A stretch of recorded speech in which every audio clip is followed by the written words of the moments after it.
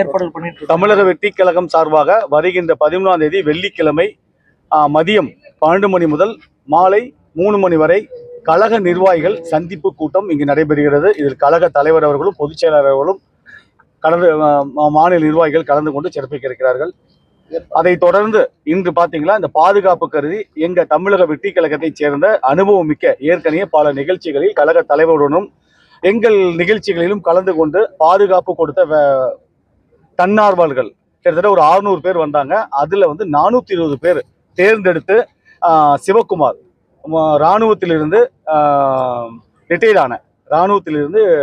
Retired ஆன அண்ணன் சிவகுமார் ஜேஓசியா இருக்கிறாரு.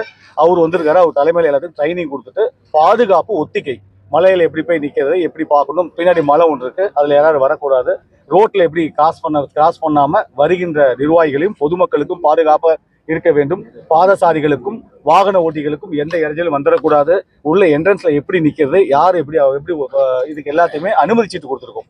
அடையாள அட்டை, அந்த அடையாள அட்டை இருப்பவர்கள் எந்த வழியாக வர வேண்டும், எப்படி வர வேண்டும், பாதுகாப்பு ஒத்திகை இங்க நடைபெற்றது. அவங்க எல்லாத்தையுமே ட்ரைனிங் சிவகுமாரன் அவர்கள் அவர் கொடுத்துருக்காரு. மிலிட்ரியில ஜேஓசியா இருந்திருக்காரு. அவர் தான் கொடுத்துருக்காரு.